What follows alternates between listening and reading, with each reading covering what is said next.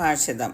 യോനാ പ്രവചനം 2-ാം അധ്യായത്തിന്റെ 10-ാം വാക്യം വായിക്കുന്നത്: എന്നാൽ യഹോവ മത്സ്യത്തോട് കൽപ്പിച്ചിട്ട് അത് യോനായെ കരയ്ക്ക് ഛർദ്ദിച്ചു കളഞ്ഞു. So the Lord spoke to the fish, and it vomited Jonah into dry land. 3 രാവും 3 പകലും മത്സ്യത്തിന്റെ വയറ്റിൽ കിടന്നതിന് ശേഷം കരയിലേക്ക് ഛർദ്ദിച്ചു വീണ യോനായുടെ സ്ഥിതി ഒന്ന് ഭാവനയിൽ കണ്ടാലും. 10 വാക്യങ്ങളുള്ള 2-ാം അധ്യായത്തിന്റെ 1 മുതൽ 9 വരെയുള്ള വാക്യങ്ങളിലും യോന മത്സ്യത്തിന്റെ വയറ്റിൽ വെച്ച് ദൈവമായ യഹോവയോട് പ്രാർത്ഥിച്ച പ്രാർത്ഥനയാണ് രേഖപ്പെടുത്തിയിരിക്കുന്നത്. അതിന്റെ ഓരോ വാക്യത്തിൽ നിന്നും മത്സ്യത്തിന്റെ വയറ്റിലായിരിക്കുമ്പോൾ യോനയ്ക്കുണ്ടായ അനുഭവങ്ങളാണ്. 2-ാം വാക്യത്തിൽ പറയുന്നു: ഞാൻ യഹോവയോട് നിലവിളിച്ചു, ഞാൻ പാതാളത്തിന്റെ വയറ്റിൽ നിന്ന് അയ്യം വിളിച്ചു എന്ന്. ദൈവത്തിന് മാത്രമേ തന്നെ രക്ഷിക്കുവാൻ കഴിയൂ എന്ന് യോനയ്ക്ക് മനസ്സിലായി. 7-ാം വാക്യം വായിക്കുന്നു: എന്റെ പ്രാണൻ എൻ്റെ ഉള്ളിൽ ക്ഷീണിച്ചു പോയപ്പോൾ ഞാൻ യഹോവയെ ഓർത്ത് എൻ്റെ പ്രാർത്ഥന നിന്റെ വിശുദ്ധ മന്ദിരത്തിൽ നിന്റെ അടുക്കലെത്തി.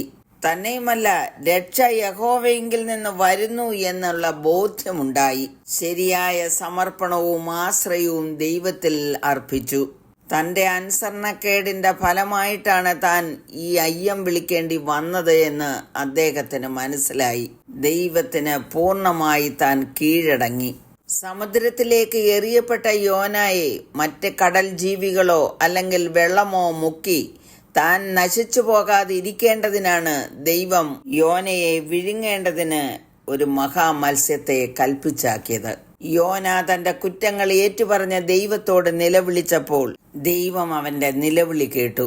2-ാം വാക്യത്തിൽ ഇങ്ങനെ എഴുതിയിരിക്കുന്നു: ഞാൻ എൻ്റെ കഷ്ടത നിമിത്തം യഹോവയോട് നിലവിളിച്ചു, അവൻ എനിക്ക് ഉത്തരമരുളി. അതിന്റെ നിവൃത്തിയാണ് 10-ാം വാക്യത്തിൽ നാം വായിച്ചത്. ഈ ചരിത്രം നമ്മുടെ ജീവിതത്തിൽ എന്ത് പാഠമാണ് നൽകുന്നത്?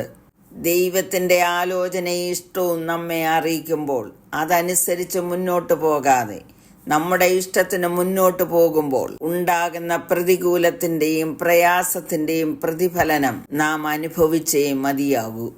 എന്നിരുന്നാലും വന്ന പരാജയം മനസ്സിലാക്കി ദൈവത്തോട് കരുണയ്ക്കായി അപേക്ഷിക്കുമ്പോൾ മഹാദയും ദീർഘക്ഷമയുള്ള ദൈവം നമ്മുടെ പ്രാർത്ഥനകൾ കേൾക്കുന്നു. കഷ്ടത്തിൽ നിന്നും കണ്ണുനീരിൽ നിന്നും നമ്മെ വിടുവിക്കുന്നു. പ്രാർത്ഥനയിലൂടെ മാത്രമേ ദൈവവുമായി നമുക്ക് ബന്ധപ്പെടുവാൻ കഴിയുകയുള്ളൂ എന്നും ഏത് സ്ഥലത്തും ഏത് സാഹചര്യത്തിലും നാം അനുദപിച്ച് ദൈവത്തോട് നമ്മുടെ കുറ്റങ്ങൾ ഏറ്റുപറയുമ്പോൾ ദൈവം നമ്മുടെ പ്രാർത്ഥന കേൾക്കും. 3 പകലും രാത്രിയും കഴിഞ്ഞപ്പോഴാണ് യോനയ്ക്ക് വിടുതലുണ്ടായത്. അത് യേശുവിന്റെ പുനരുത്ഥാനത്തിന്റെ ഒരു മുന്നോടിയായിരുന്നു. മത്തായി 12:40 ഇങ്ങനെ എഴുതിയിരിക്കുന്നു: യോന കടലാനയുടെ വയറ്റിൽ 3 രാവും 3 പകലും ഇരുന്നതുപോലെ മനുഷ്യപുത്രൻ 3 രാവും 3 പകലും ഭൂമിയുടെ ഉള്ളിലിരിക്കും. വരാനിരിക്കുന്ന മശിഹയായ യേശു ക്രിസ്തുവിനെ ചൂണ്ടിക്കാണിച്ചുകൊണ്ട് യോനയുടെ വിടുതൽ സ്വന്തം ജീവൻ ബലിയർപ്പിച്ചതിൻ്റെ ശ്രദ്ധേയമായ പ്രകടനത്തിന് ശേഷമാണ് സംഭവിച്ചത് എന്ന് നമുക്ക് കാണുവാൻ കഴിയും.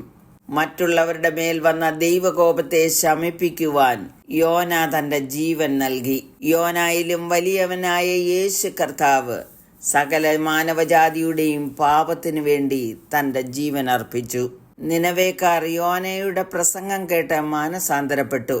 യോനായിലും വലിയവനായ യേശു ക്രിസ്തുവിൽ വിശ്വസിക്കുന്നവർക്ക് രക്ഷ പ്രാപിക്കുവാൻ കഴിയും.